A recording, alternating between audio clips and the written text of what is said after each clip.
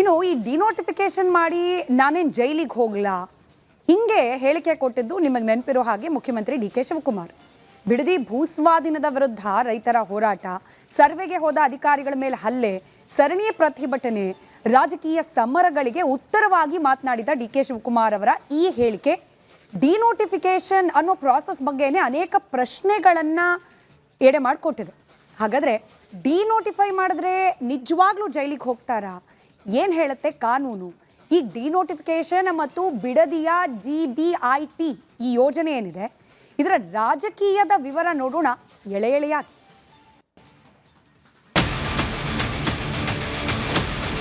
ಮುಖ್ಯಮಂತ್ರಿ D K Shivakumar ಅವರು ಇತ್ತೀಚೆಗೆ ಬಿಡದಿ ಟೌನ್ಶಿಪ್ ಬಗ್ಗೆ ಮಾತನಾಡ್ತಾ ಡಿನೋಟಿಫಿಕೇಶನ್ ಮಾಡಿ ನಾನು ಜೈಲಿಗೆ ಹೋಗ್ಲಾ ಅಂತ ಪ್ರಶ್ನೆ ಮಾಡಿದ್ರು. ಅವರು ಹೀಗೆ ಹೇಳಿದ್ದು ಯಾಕೆ? ಅಸಲಿಗೆ ಡಿನೋಟಿಫಿಕೇಶನ್ ಮಾಡಿದರೆ ಜೈಲಿಗೆ ಹೋಗಬೇಕಾಗುತ್ತಾ?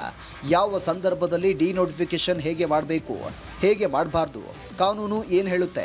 ಅಸಲಿಗೆ ಈ ಡಿನೋಟಿಫಿಕೇಶನ್ ಅಂದರೆ ಏನು? ಈ ಪ್ರಶ್ನೆಗಳಿಗೆಲ್ಲ ಇಲ್ಲಿ ಉತ್ತರ ಕಂಡುಕೊಳ್ಳುವ ಪ್ರಯತ್ನ. ಏಕೆ ಅಂದರೆ ರಾಜ್ಯ ರಾಜಕಾರಣ ಮತ್ತು ಕಂದಾಯ ಕಾನೂನುಗಳ ವಲಯದಲ್ಲಿ ಡಿನೋಟಿಫಿಕೇಶನ್ ಎಂಬ ಪದ ಸದಾ ಸಂಚಲನ ಸೃಷ್ಟಿ ಮಾಡುವ ವಿಷಯ.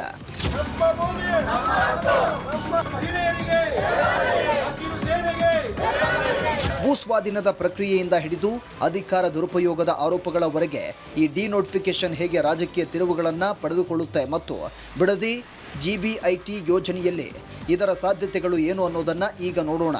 ಅದಕ್ಕೂ ಮೊದಲು ಡಿನೋಟಿಫಿಕೇಶನ್ ಅಂದರೆ ಏನು? ಡಿನೋಟಿಫಿಕೇಶನ್ ಅಂದರೆ ಏನು? ಭೂಸ್ವಾಧೀನ ಪ್ರಕ್ರಿಯೆಯಿಂದ ಜಮೀನು ಮುಕ್ತಗೊಳಿಸುವ ಪ್ರಕ್ರಿಯೆಯನ್ನು ಡಿನೋಟಿಫಿಕೇಶನ್ ಅಂತ ಕರೆಯಲಾಗುತ್ತೆ. ಕೇಂದ್ರದ 2013ರ ಕಾಯ್ದೆಯ ಸೆಕ್ಷನ್ 93 ಮತ್ತು ಹಳೆಯ ಕಾಯ್ದೆಯ ಸೆಕ್ಷನ್ 48ರ ಅಡಿ ಇದಕ್ಕೆ ಅವಕಾಶವಿದೆ.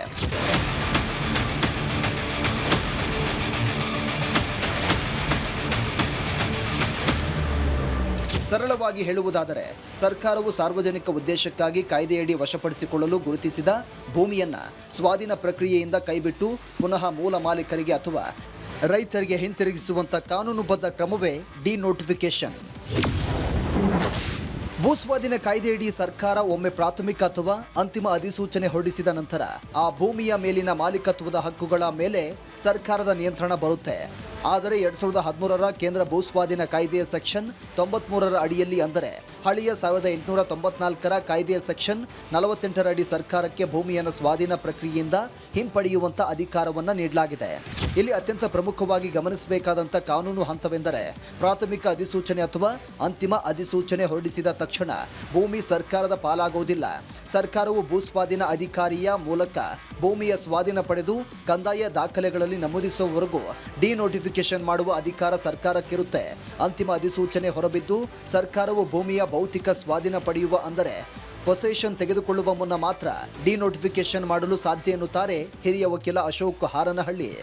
ಪ್ರಾರಂಭಿಕ ಅಧಿಸೂಚನೆ ಆಗಿ ಆಕ್ಷೇಪಣೆಗಳನ್ನ ಸಲ್ಲಿಸಿದಂತ ಸಂದರ್ಭದಲ್ಲಿ ಅದಕ್ಕೆ ಸಕಾರಣವಾಗಿ ಆಧಾರದ ಮೇಲೆ, ಉತ್ತಮವಾದಂಥ ಕಾರಣದ ಆಧಾರದ ಮೇಲೆ ಅಂತಿಮ ಅಧಿಸೂಚನೆಯಲ್ಲಿ ಸೇರಿಸದಲ್ಲೇ ಇರತಕ್ಕಂಥ ನಿದರ್ಶನಗಳು ಬೇಕಾದಷ್ಟಿವೆ.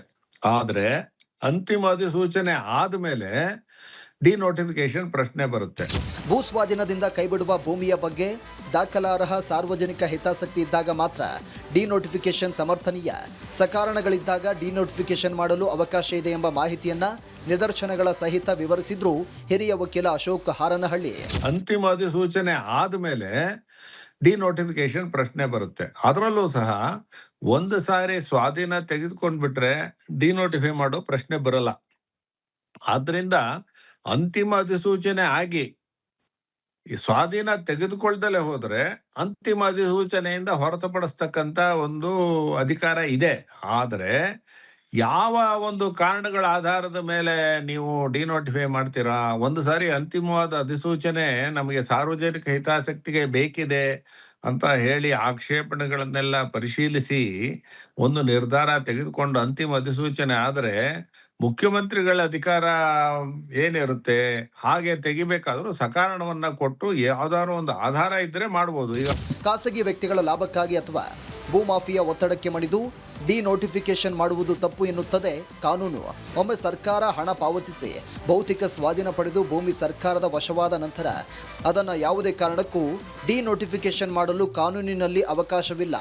ಈಗ ಅರ್ಕಾವತಿ ಲೇಔಟ್ ಅಲ್ಲಾಗ್ಲಿ ಶಿವರಾಮ್ ಕಾರಂತ್ ಅವ್ರ ಲೇಔಟ್ ಅಲ್ಲಿ ಆದಂತ ನಿದರ್ಶನಗಳನ್ನು ತೆಗೆದುಕೊಂಡ್ರೆ ಅದೇನ್ ಮಾಡ್ತಾ ಇದ್ರು ಅಂದ್ರೆ ಬೇಕಾದಂತವ್ರಿಗೆ ಡಿನೋಟಿಫೈ ಮಾಡೋದು, ಪಕ್ಕದ ಜಮೀನ್ ಡಿನೋಟಿಫೈ ಮಾಡೋದು, ಒಂದ್ ಜಮೀನನ್ನ ಸ್ವಾಧೀನ ಪಡಿಸ್ಕೊಳ್ಳೋದು, ಈ ರೀತಿ ಮಾಡಿದಂತ ಸಂದರ್ಭದಲ್ಲಿ ಕೋರ್ಟ್ನ ನ್ಯಾಯಾಲಯದವ್ರು ಹೇಗೆ ಒಬ್ರಿಗೆ ಡಿನೋಟಿಫೈ ಮಾಡ್ತೀರಾ, ಒಬ್ರಿಗೆ ಅಕ್ವೈರ್ ಮಾಡ್ತೀರಾ, ಇದಕ್ಕೇನು ಕಾರಣಗಳಿಲ್ಲ ಅಂತ ತೀರ್ಮಾನ ಮಾಡಿದ್ರು. ಈಗ ಮುಖ್ಯಮಂತ್ರಿಗಳು ಮಾಡ್ಬೇಕಾದ್ರು ಇದು ಇಲ್ಲ, ಎಲ್ಲದನ್ನು ಬಿಡಬೇಕು, ಇಲ್ಲ ಮಧ್ಯದಲ್ಲಿ ಒಂದೊಂದು ಬಿಟ್ರೆ ಆಗೋದಿಲ್ಲ. ಯಾವ್ದಾದ್ರು ಒಂದು ಸಕಾರಣವಾಗಿ ಬಿಡಲೇಬೇಕಾದಂತ ಬಲವತ್ತರವಾದ ಕಾರಣ ಇತ್ತು. ಈಗ ಉದಾಹರಣೆಗೆ ಯಾವುದೋ ಒಂದು ಅನಾಥಾಶ್ರಮ ನಡೆಸ್ತಾ ಇದ್ರು, ಯಾವುದೋ ಒಂದು ಚಾರಿಟಬಲ್ ಆರ್ಗನೈಸೇಷನ್ ನಡೆಸ್ತಾ ಇದ್ರು, ಅದರಿಂದ ಅನೇಕರಿಗೆ ತೊಂದರೆ ಆಗುತ್ತೆ, ಶಾಲೆ ನಡೆಸ್ತಾ ಇದ್ರು, ಈ ತರ ಆದ್ರೆ ಏನಾದ್ರು ಕಾರಣಗಳಿದ್ರೆ ಡಿನೋಟಿಫೈ ಮಾಡಬಹುದು. ಬಟ್ ಡಿನೋಟಿಫೈ ಮಾಡಿದ್ರೆ ಅದನ್ನ ಮುಖ್ಯಮಂತ್ರಿಗಳು ಮಾಡಿದ್ರೆ ಅದನ್ನ ಪ್ರಶ್ನೆ ಮಾಡಿದ್ರೆ ನ್ಯಾಯಾಲಯದಲ್ಲಿ ಯಾವ್ದೋ ಕ್ರಮ ಸರಿಯೇ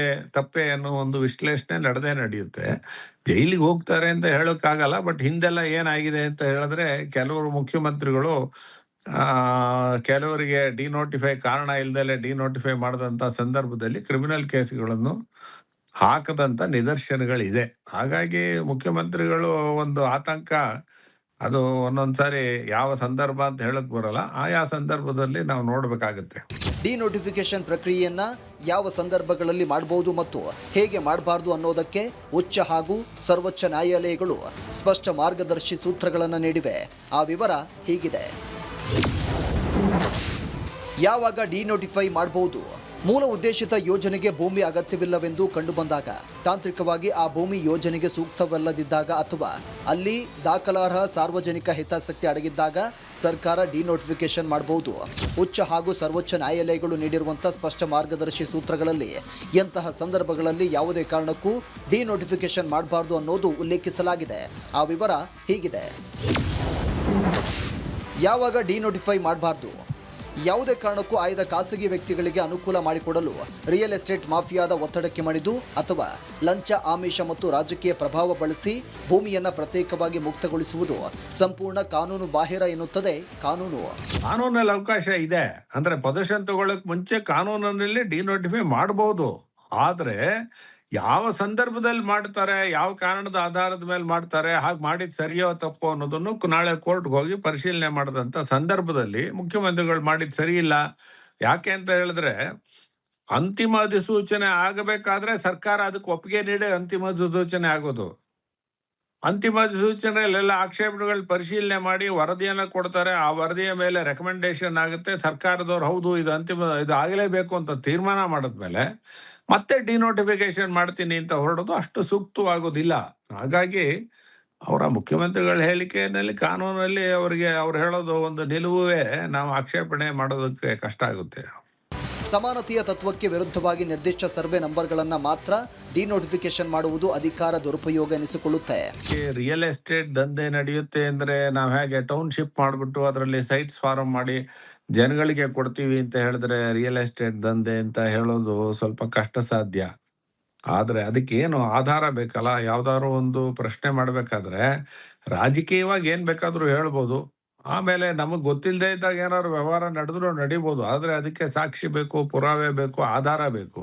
ಈಗ ಬಿಡದಿ ಟೌನ್ಶಿಪ್ ಅಂತ ಮಾಡಿದ್ರು ಸಹ ಆ ಟೌನ್ಶಿಪ್ ಯಾತಕ್ಕೋಸ್ಕರ ಮಾಡ್ತಾ ಇದ್ದಾರೆ, ಆ ಟೌನ್ಶಿಪ್ ಅಲ್ಲಿ ಏನು ಅವರ ಡೆವಲಪ್ಮೆಂಟ್ ಸ್ಕೀಮ್ ಏನು, ಸೈಟ್ಸ್ ಎಷ್ಟು ಮಾಡ್ತಾರೆ, ಆ ಸೈಟ್ಗಳನ್ನ ಡಿಸ್ಟ್ರಿಬ್ಯೂಟ್ ಮಾಡ್ಬೇಕಾದ್ರೆ ಯಾವ ಆಧಾರ ಮಾಡ್ತಾರೆ, ಅದರಲ್ಲಿ ಬೇಕಾದಂತ ಶಾಲೆ, ವಸತಿ ಯೋಜನಾ ಇಷ್ಟೆಲ್ಲವೂ ಇದ್ರೆ ಅದನ್ನ ತಪ್ಪು ಅಂತ ಹೇಳೋದು ಸ್ವಲ್ಪ ಕಷ್ಟವಾಗುತ್ತೆ. ಅದಲ್ದಲೆ ಬೇರೆ ಏನಾದ್ರು ಆಧಾರ ಇದೆಯಾ ಅನ್ನೋ ನೋಡ್ಬೇಕು ಅದನ್ನ. ಮಾಜಿ ಮುಖ್ಯಮಂತ್ರಿ BS ಯಡಿಯೂರಪ್ಪ ಅವರು ಡಿನೋಟಿಫಿಕೇಶನ್ ಪ್ರಕರಣದಲ್ಲಿ ಜೈಲು ಪಾಲಾಗಿದ್ರು. ಯಡಿಯೂರಪ್ಪ ಅವರ ಮೇಲೆ ಬೆಂಗಳೂರು ನಗರಾಭಿವೃದ್ಧಿ ಪ್ರಾಧಿಕಾರದ BDA ಭೂಮಿಯನ್ನ ಕಾನೂನು ಬಾಹಿರವಾಗಿ ಡಿನೋಟಿಫಿಕೇಶನ್ ಮಾಡಿದ ಆರೋಪವಿತ್ತು. ಕರ್ನಾಟಕ ರಾಜಕೀಯ ಇತಿಹಾಸದಲ್ಲಿ ಡಿನೋಟಿಫಿಕೇಶನ್ ಅಂದ ತಕ್ಷಣ ನೆನಪಾಗುವುದು ಮಾಜಿ ಮುಖ್ಯಮಂತ್ರಿ ಬಿಎಸ್ ಯಡಿಯೂರಪ್ಪನವರ ಪ್ರಕರಣ. ಬಿಡಿಎ ಅಂದರೆ ಬೆಂಗಳೂರು ನಗರಾಭಿವೃದ್ಧಿ ಪ್ರಾಧಿಕಾರವು ಐಟಿಪಿಎಲ್ ಹಾಗೂ ಸುತ್ತಮುತ್ತಲ ಬಡಾವಣೆಗಳ ನಿರ್ಮಾಣಕ್ಕಾಗಿ ಸ್ವಾಧೀನಪಡಿಸಿಕೊಂಡಿದ್ದ ರೇಸ್ ಕೋರ್ಸ್ ರಸ್ತೆ ಮತ್ತು ಗಂಗಾನಗರ ಭಾಗದ ಭೂಮಿಯನ್ನು ಸ್ವಾಧೀನ ಪ್ರಕ್ರಿಯೆ ಪೂರ್ಣಗೊಂಡಿದ್ದರೂ ಸಹ ಖಾಸಗಿ ವ್ಯಕ್ತಿಗಳ ಹೆಸರಿಗೆ ಡಿನೋಟಿಫಿಕೇಶನ್ ಮಾಡಿದ್ದ ಆರೋಪ ಅವರ ಮೇಲಿತ್ತು.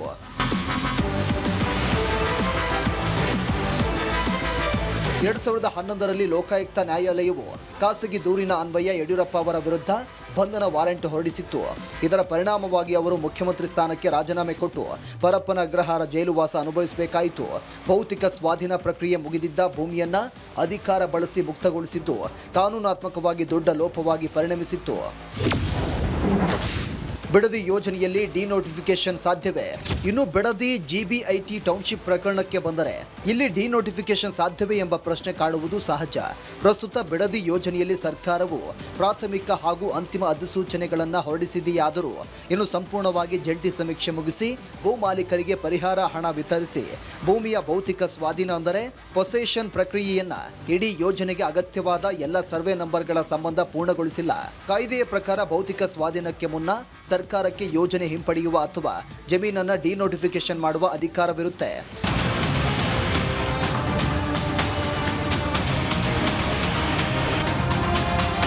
ರೈತರ ತೀವ್ರ ಪ್ರತಿರೋಧ, ರಾಜಕೀಯ ಸವಾಲುಗಳು ಅಥವಾ ಭೂ ಸ್ವಾಧೀನಕ್ಕೆ ಅನುದಾನದ ಅಭಾವ ಎದುರಾದರೆ ರಾಜ್ಯ ಸರ್ಕಾರವು ಸಚಿವ ಸಂಪುಟ ಸಭೆಯಲ್ಲಿ ನಿರ್ಣಯ ಕೈಗೊಂಡು ಜಿಬಿಐಟಿ ಯೋಜನೆಗೆ ಕಾಯ್ದಿರಿಸಿದ ಭೂಮಿಯನ್ನು ಸಕಾರಣವಾಗಿ ಕಾನೂನುಬದ್ಧವಾಗಿ ಡಿನೋಟಿಫಿಕೇಶನ್ ಮಾಡುವ ಅಧಿಕಾರವಿದೆ.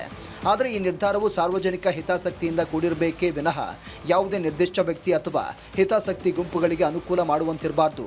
ಬಿಡದಿಯ ಈ ಬೃಹತ್ ಯೋಜನೆ ಮುಂದುವರಿಯುತ್ತದೆಯೋ ಅಥವಾ ರಾಜಕೀಯ ತಿರುವು ಪಡೆದು ಡಿನೋಟಿಫಿಕೇಶನ್ ಹಾದಿ ಹಿಡಿಯುತ್ತದೆಯೋ ಅನ್ನೋದನ್ನು ಮುಂಬರುವ ದಿನಗಳಲ್ಲಿ ಸರ್ಕಾರದ ನಡೆ ನಿರ್ಧಾರ ಮಾಡಲಿದೆ.